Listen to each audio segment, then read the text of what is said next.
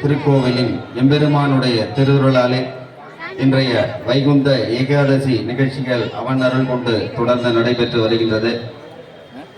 இந்த நிகழ்ச்சி இன்னும் ஒரு அரை மணி நேரத்துக்கு மேலாக, அதனால அடியார்கள் எல்லாம் அமைதியை உட்காந்து சுவாமியை அனுபவிக்கணும். டெய்லி நம்ம வேக வேகமாக செயல்பட்டுக்கிட்டே இருக்கோம். இன்னைக்கு ஒரு நாளாவது இறைவனை உட்கார்ந்து ஆத்மார்த்தமா சந்திக்கணும். டெய்லி வேலை இருந்துக்கிட்டு தான் இருக்கு.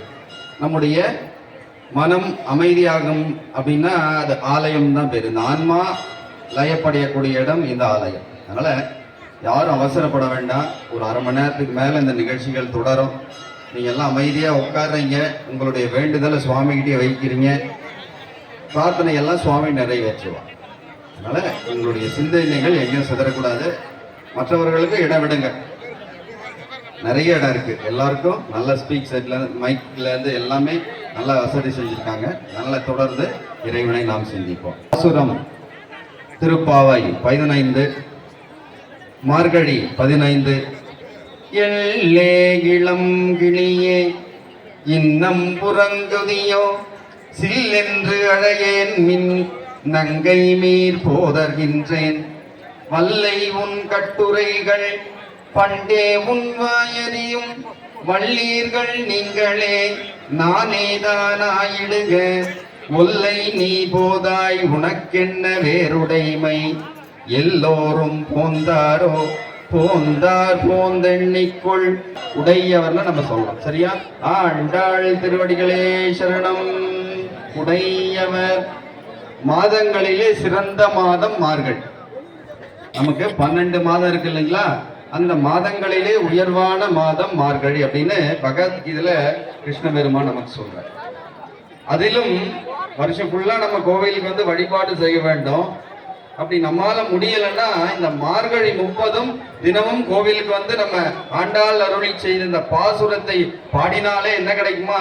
இந்த வருடம் முழுவதும் நம்ம வழிபாடு செய்தோம் இல்லையா, அந்த பலனை இந்த வைகுண்ட ஏகாதசிக்கு எம்பெருமான் நமக்கெல்லாம் அருள் புரிவார். 30 நாள். என்னது? தனுர் மாதம்னு பேரு. இது மார்கழி, தமிழ்ல மார்கழி மாதம்னு பேரு. நமக்கு எப்படி காலையில் எழுந்துருமோ அது மாதிரி தேவர்களுக்கு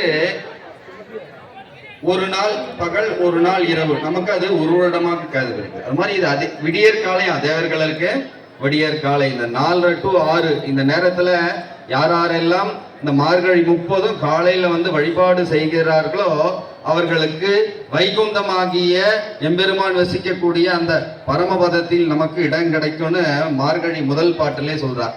மார்கழி திங்கள் மதி நிறைந்த நன்னாளால் நீராட போகும் இன்போதும் இனோ நேரழையே சீர் மல்கும் ஆயர்பாடி செல்வ சிறுமீர்கள் கூர்வேல் கொடும் தொழிலன் நந்த கோவன் குமரன் ஏராந்தை கண்ணி யசோதை இளஞ்சிங்கம் தார்மேனி செங்கன் கதிர் மதியம் போல் முகத்தான் நாராயணனே நமக்கே பறை தருவான் பாரோர் புகழ படிந்தேலோர் எம்பாவாய்.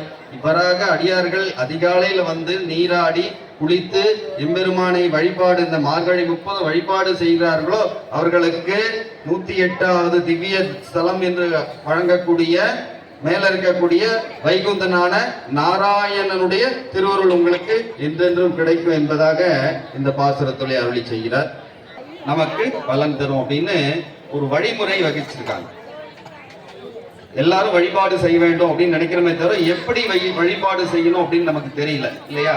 வைகுண்ட ஏகாதசி சொல்றாங்க எல்லாம். சுவாமி இன்னைக்கு ஒரு நாள் வந்து சொர்க்கவாசல் வழியா வந்தா நமக்கு சுவாமி சொர்க்கத்தை அருள்வார், நம்முடைய துன்பத்தை நீக்குவார் அப்படின்னு தெரியுமே தவிர அதுக்குன்னு ஒரு அனுஷ்டானம் இருக்கு, கடைபிடிக்கணும் இல்லையா? ஒவ்வொரு நிலைக்கும் ஒரு தகுதி வேணும்னா அதுக்கு ஒரு பரீட்சை வைக்கணும். அதற்கான செயல்பாடுகள் இறங்க வேண்டும். அந்த பரீட்சை எழுதணும். அப்பதான் நமக்கு என்ன கிடைக்கும்? ரிசல்ட் அப்படின்னு செய்யக்கூடிய நமக்கு மதிப்பு கிடைக்கும். அது போலதான் ஆண்டாள் நாச்சியார் இறைவனை எவ்வாறு வழிபட வேண்டும் என்பதை 2வது பாசுரத்திலே சொல்கிறார். வையத்து வாழ்வீர்கான் நாமும் நம் பாவைக்கு செய்யும் கிரிசைகள் கேளீரோ பார்க்கடலுள் பையத்துயின்ற பரமன் அடிப்பாடி நெய்யுண்ணோம் பாலுண்ணோம் நாட்காலே நீராடி மையிட்டெழுந்தோம் மலரிட்டு யாம் முடியும் செய்யாதன செய்தோம் தீக்குறளை சென்றோதோம் ஐயமும் பிச்சையும் அந்தனையும் கை காட்டி உய்யுமாறெண்ணி உகந்தேலோர் என்பாவாய். இந்த ஆன்மாக்கள் எல்லாம் உயிர்கள் எல்லாம் மாயையில் கட்டுப்பட்டிருக்கான். நம்ம எல்லாம் எதுல இருக்கோம்? நம்ம எல்லாம் மனித பிறவி, உயர்ந்த பிறவின்னு சொல்றாங்க. இந்த பிறவி சாதாரணமா கிடைக்காது. வாய்த்ததோர் இதோர் பிறவி அப்படின்னு சொல்லுவாங்க. நம்ம பல லட்சம் பிறவி எடுத்திருக்குமா, நமக்கு தெரியல இல்லையா? மனுஷனா இருக்கும், ஆனா நமக்கு ஒன்னே ஒண்ணு மட்டும் தெரியுது, ரொம்ப கஷ்டமா இருக்கு, துன்பமா இருக்கு, எனக்கு ஏன் இவ்வளவு சோதனை கொடுக்குற சாமி அப்படின்னு ஒவ்வொரு நாளும் சுவாமியை திட்டிக்கிட்டே இருக்கும். ஆனா அவர் நிறைய நன்மை கொடுத்துருக்காராம். ஒவ்வொரு அறிவிலிருந்து நம்ம பிறவி எடுத்திருக்கோமா. புல்லாகி பூண்டாய் புழுவாய் மரமாகி பல்மிருகமாகி பறவையாய் பாம்பாய் கல்லாய் மனிதராய் பேயாய் கணங்களாய் வல்லசுரராகி முனிவராய் தேவராய் செல்லா நின்ற இத்தாவர சங்கமத்துள் எல்லா பிறப்பும் பிறந்தலைத்தேன் அப்படின்னு மாணிக்க வாசகர் சொல்றார். இந்த பிறை சீக்கிரம் கிடைக்கலையா நமக்கு?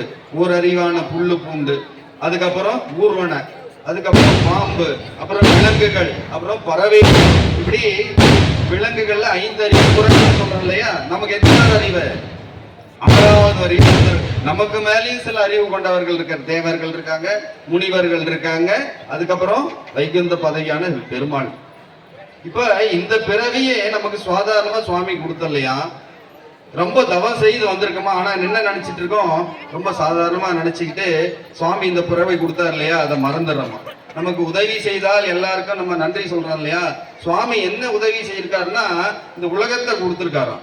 ஓங்கி உலகளந்த உத்தமன் பேர் பாடி நாங்கள் நம் பாவைக்கு சற்று நீராடினால் தீங்கின்றி நாடெல்லாம் திங்கள் மும்மாறி பெய்து ஓங்கு பெரும் சென்னலூடு கையலுகள பூங்குவளை போதில் புரிவண்டு கண்படுப்ப தேங்காதே புக்கிருந்து சித்த முலை பற்றி வாங்க குடம் நிறைக்கும் வள்ளல் பெரும் பசுக்கள் நீங்காத செல்வம் நிறைந்தேலோரெம்பாவாய். இந்த உடம்ப கொடுத்து, இந்த உடம்புக்குள்ள உயிரை கொடுத்து நாம எல்லாம் அனுபவிச்சுட்டு இருக்கோம் இல்லையா? இன்ப துன்பம்னு உணர்வை கொடுத்து நம்ம இந்த உலகத்தை படைச்சு கொடுத்துருக்காராம். இதெல்லாம் யாரு கொடுத்தது? பஞ்சபூதங்களை யாரு கொடுத்தது? இந்த நிலம் இல்லைன்னா நம்ம வசிக்க முடியுமா? காற்று இல்லைன்னா சுவாசிக்க முடியுமா? இந்த ஒளி இல்லைன்னா நம்மளால வாழ முடியுமா?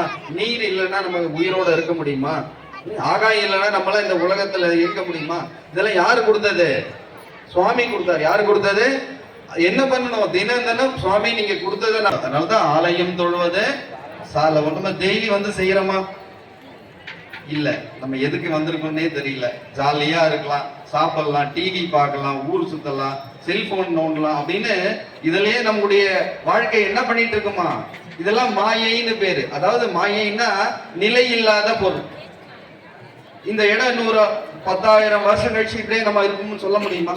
நமக்கெல்லாம் ஒரு குறிப்பிட்ட வயது இருக்கு, இளமை, அப்புறம் மூப்பு, இதெல்லாம் நமக்கு வந்துகிட்டே இருக்குமா? பசி, தாகம், இன்பம், துன்பம் வருமா? ஆனா இந்த அழியக்கூடிய பொருளை நம்ம என்ன நினைச்சிட்டு இருக்கோமா? இதுதான் நிலையானது, இதுதான் அழியாதது அப்படின்னு என்ன பண்ணிருக்கோமா? அதையே பிடிச்சிட்டு சுவாமியை மறந்துடுறோமா. அப்போ நினைக்கக்கூடிய பொருள் யாரு? மெய்ப்பொருள் யாரு? நம்முடைய பெருமாள். பொய்ப்பொருள் யாரு? இந்த உலகில் நாம இப்பெல்லாம் அனுபவிச்சுட்டு இருக்கோம் இல்லையா, அந்த இதெல்லாம் பொய்யானது. கொஞ்ச நேரம் இருக்கும், அதுக்கப்புறம் என்ன ஆகும்? மறைஞ்சிடும். பசிக்குது, ரொம்ப பசிக்குதுன்னு சாப்பிடுறோம், சாப்பிட்ட பிறகு என்ன ஆகுது? நிறைவாயிடுது. திருமணம் என்ன ஆகுது? பசிக்குது, தோன்றுது, அழியுது, திரும்ப தோன்றுது. அது வந்து நிலையில்லாத பொருள், மாயை அப்படின்னு சொல்றாங்க. அப்ப நிலையான பொருள் இருந்தா எம்பரும். நம்ம என்ன சொல்லணும்? இறைவனை வந்து வழிபாடு செய்ய வேண்டும் அப்படின்னு நம்ம நினைக்காம வீட்டிலேயே தூங்கிட்டு இருக்குமா. அதனாலதான் அம்பாள் என்ன பண்றா? மார்கழி 30 ஒவ்வொரு பாசரமா சொல்லி உங்களெல்லாம் எழுப்புறா, தட்டி எழுப்புறா. 4வது பாசரத்துல ஆழிமழை கண்ணா ஒன்று நீர் கைகரவேல் ஆழியில் புக்கு முகர்ந்து கொடாத்தேரி ஊழி முதல்வனும் போல் மெய்கெருத்து பாழியம் தோளுடைய பற்பனாவன் கையில் ஆழி போல் மின்னி பலம் புரி போல் நின்றதிர்ந்து தாழாதே சார்கமுதைத்த சரமழை போல் வாழ உலகினில் பெய்திடாய் நாங்களும் மார்கழி நீராடி மகிழ்ந்தேலோர் என்பாவாய். அதிகாலையில 4:30 மணிக்கெல்லாம் எழுந்து வீட்டுல குளிச்சுட்டு சுவாமியினுடைய திருநாமத்தை அணிய வேண்டும். இல்ல சைவர்களா இருந்தா திருநீரை அணிந்து எங்க வரணுமா? கோவிலுக்கு வரணுமா, நாம மட்டும் வரக்கூடாதான், எல்லாரும் அழைச்சிட்டு வரணும்ன்றார். அதான் வையத்து வாழ்வீர்கள். இந்த உலகத்துல யார் யார் வாழ்றாங்களோ நம்முடைய மனித பிறவிலிருந்து எல்லா உயிரினங்களும் இறைவனை வழிபடும். கீசுகி சின்றங்கு ஆனை சாத்தன் இந்த பறவைகள்லாம் எழுந்து சொல்லிட்டு இருக்கான். பறவைகளே சொல்லுது, நம்ம சொல்லலாமா வேணாமா?